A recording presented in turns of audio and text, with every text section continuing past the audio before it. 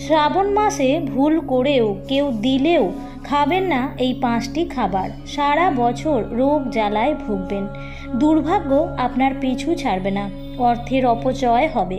আমরা প্রত্যেকেই জানি যে শ্রাবণ মাস হচ্ছে দেবাদিদেব মহাদেবের মাস। মহাদেবের ভক্তরা সারা বছর ধরে অপেক্ষা করে থাকেন এই শ্রাবণ মাসের জন্য। এই মাসের প্রত্যেক কটি দিনই অত্যন্ত ফলপ্রদায়ী। এই মাসের বিশেষ করে সোমবারগুলি মন্দিরে ভিড় জমান মহাদেবের ভক্তরা। মনে বিশ্বাস থাকে যে এই মাসে মহাদেব তার ভক্তের ডাকে সাড়া না দিয়ে পারেন না। সমস্ত হিন্দুদের কাছেই শ্রাবণ মাসের বিশেষ গুরুত্ব আছে, তাই খাদ্য খাবারের এই বিধিনিষেধগুলো আমাদের প্রত্যেকেরই মেনে চলা উচিত। কারণ দেবাদিদেব মহাদেব যদি রুষ্ট হয়ে যান তাহলে পরিবারে নেমে আসতে পারে ঘোর বিপর্যয় এবং গৃহ অশান্তি। নমস্কার বন্ধুরা, ভক্তিমূলক কথা চ্যানেলে জানাই আপনাদের সকলকে স্বাগত। বন্ধুরা, আশা করছি ঈশ্বরের আশীর্বাদে আপনারা প্রত্যেকেই ভালো আছেন এবং সুস্থই আছেন। সামনেই আসতে চলেছে শ্রাবণ মাস। এই বছর অর্থাৎ 2025 সালের শ্রাবণ মাস শুরু হচ্ছে আগামী 18ই জুলাই শুক্রবার দিন থেকে এবং শ্রাবণ মাস থাকবে 17ই আগস্ট রবিবার দিন পর্যন্ত। 2025 সালের শ্রাবণ মাসে আমরা পাচ্ছি মোট 4টি সোমবার: 21শে জুলাই, 28শে জুলাই, 4ঠা আগস্ট আর 11ই আগস্ট। শ্রাবণ মাসের সোমবারগুলির বিশেষ গুরুত্ব থাকে, কিন্তু যদি আপনি শ্রাবণ মাসের সোমবারের ব্রত নাও করে থাকেন তবুও খাদ্য খাবারের বিধিনিষেধগুলি সংসারের মঙ্গলার্থে, সংসারের কল্যাণের জন্য প্রত্যেকেরই মেনে চলা উচিত। এবং শ্রাবণ মাসে অন্ততপক্ষে একটি সোমবারও দেবাদিদেব মহাদেবের নামে উৎসর্গ করে উপবাস রাখা উচিত। এর ফলে পরিবারের মঙ্গল হয়। তাই আমার সকল বন্ধুদের কাছে অনুরোধ করব যে আজকের ভিডিওটি একদমই স্কিপ না করে সম্পূর্ণ দেখবেন এবং দেখার পর যদি ভালো লাগে তাহলে অবশ্যই একটি লাইক করবেন এবং কমেন্টসে লিখবেন হর হর মহাদেব। এবং বন্ধুরা, অবশ্যই ভিডিওটি শেয়ার করবেন আপনাদের নিকট আত্মীয় স্বজন এবং বন্ধু বান্ধবদের সাথে। চলুন বন্ধুরা, আসা যাক মূল পর্বে। শ্রাবণ মাস হচ্ছে দেবাদিদেব মহাদেবের অত্যন্ত প্রিয় একটি মাস। শিব মন্দির তো বটেই, শ্রাবণ মাসে বাড়িতে বাড়িতেও শিবের উপাসনা করা হয়। সাধারণত গঙ্গার জল ও দুধ দিয়ে রুদ্রাভিষেক করে শিব ঠাকুরের পুজো করা হয়, আর এটাই সবচেয়ে শ্রেষ্ঠ উপায় বলে মনে করা হয়। শাস্ত্র অনুসারে জলাভিষেক করলে শ্রাবণ মাসে মনস্কামনা পূর্ণ হয়। শ্রাবণ মাসে শিবকে সন্তুষ্ট করতে কোনো ত্রুটি রাখেন না মহাদেবের ভক্তরা। কিন্তু শ্রাবণ মাস কেন এত গুরুত্বপূর্ণ অনেকেই জানেন না। পৌরাণিক কাহিনী অনুযায়ী শ্রাবণ মাসে সমুদ্র মন্থনের ঘটনা ঘটেছিল। সমুদ্র মন্থন থেকে উত্থিত হলাহল বা বিষ, যা গোটা বিশ্বকে রক্ষা করার জন্য স্বয়ং মহাদেব নিজ কণ্ঠে ধারণ করেছিলেন। বিষের প্রভাবে মহাদেবের কণ্ঠ নীল হয়ে গিয়েছিল। এই কারণেই মহাদেবের অপর নাম নীলকণ্ঠ। বিষের তীব্রতা কমানোর জন্য স্বর্গের দেবতারা শিব ঠাকুরের মাথায় গঙ্গা জল ঢালতে থাকেন, আর এই কারণেই শ্রাবণ মাসে শিবের মাথায় গঙ্গা জল প্রদান করা হয়, আর তাতেই আদিদেবের আশীর্বাদ প্রাপ্ত হন ভক্তরা।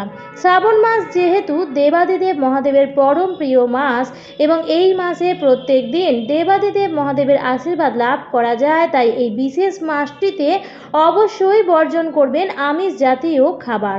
উত্তর ভারত, দক্ষিণ ভারতের বিভিন্ন রাজ্যে সমগ্র শ্রাবণ মাস ব্যাপী মাছ, মাংস, ডিম তো দূরের কথা, পেঁয়াজ রসুনও ঘরে আসে না। কিন্তু বাঙালিরা যেহেতু ভোজন রসিক এবং আমিষ খাবারে অভ্যস্ত, তাই বাঙালিদের পক্ষে একটু কষ্টকর হলেও এই শ্রাবণ মাসে নিরামিষ খাবারের গ্রহণ করার চেষ্টা করুন। কারণ শ্রাবণ মাসে যে দেবতা পূজিত হন দেবাদিদেব মহাদেব, তিনি হচ্ছেন পশুপতিনাথ। তিনি সমগ্র জীবজগতের দেবতা এবং রক্ষাকর্তা। তাই এই শ্রাবণ মাসে যদি আমিষ জাতীয় খাবার গ্রহণ করে আপনি শিব ঠাকুরের পূজা করেন তাহলে কোনো ফল লাভ করবেন না। শ্রাবণ মাসের প্রত্যেক দিনই নিরামিষ খাবারই গ্রহণ করার চেষ্টা করুন। বিশেষ করে ভুল করেও সোমবার দিনে শ্রাবণ মাসে যে 4টি সোমবার পড়েছে সেই 4টি সোমবারে ভুল করেও আমিষ জাতীয় খাবার কিন্তু গ্রহণ করবেন না। এর ফলে মহা পাপ হবে। যদি সম্ভব হয় প্রতিদিনই নিরামিষ আহার গ্রহণ করার চেষ্টা করুন। শ্রাবণ মাসের এই যে সময়কালটা, এই সময়কালে আমিষ জাতীয় খাবার গ্রহণে অর্থাৎ খাবারটি খেলে হজমেও বাধা সৃষ্টি হয় এবং এর ফলে পেটে নানা রকম রোগও তৈরি হয়।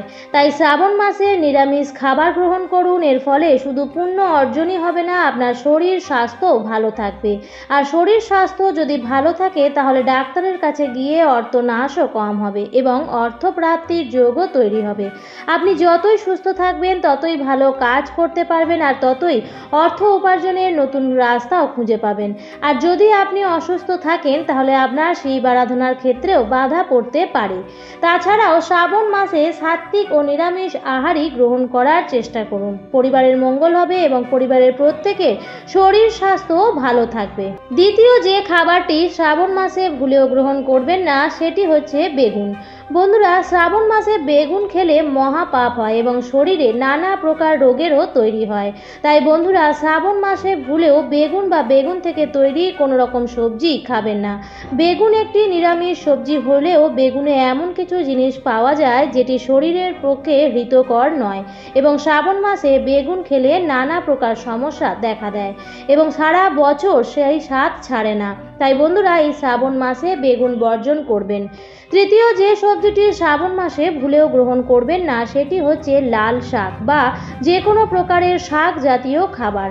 শ্রাবণ মাস অর্থাৎ বর্ষাকাল, আর এই সময় শাক জাতীয় জিনিস খেলে তাতে নানা রকম পোকা তৈরি হয় বা পোকা থেকে বাঁচার জন্য তাতে নানা প্রকার কীটনাশক দেওয়া হয় এবং শাক জাতীয় জিনিস এই শ্রাবণ মাসে গ্রহণ করলে হজম নিয়ে বিপাক তৈরি হয় এবং হজমের নানা রকম সমস্যা তৈরি হওয়ার কারণে চিকিৎসকের কাছে যেতে হতে পারে।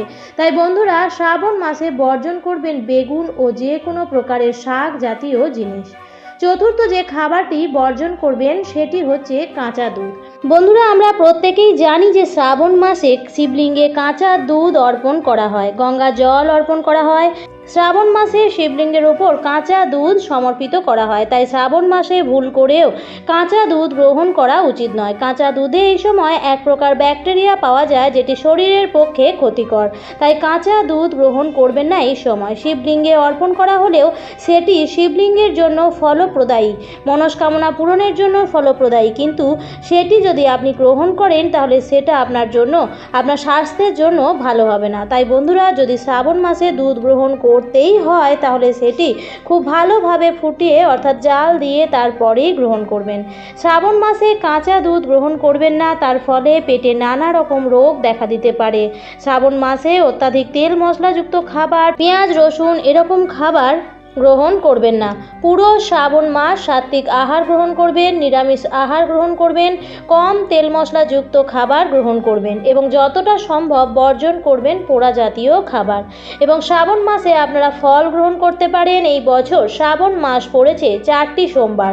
এই 4টি সোমবারেই যদি আপনারা দেবাদিদেব মহাদেবের নামে উপবাস রেখে ব্রত করেন তাহলে মহাদেবের আশীর্বাদে আপনার পরিবারের বাধা বিপর্যয় মুক্ত হবে এবং পরিবারের সুখ শান্তি সমৃদ্ধি বিরাজ করবে। আপনার সকল মনস্কামনাও পূর্ণ হবে।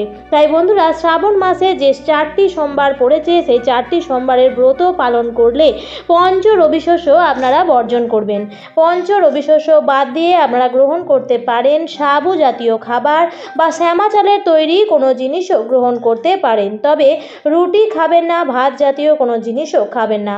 তবে এটা শুধুমাত্র তাদের জন্যই প্রযোজ্য যারা উপবাস করছেন।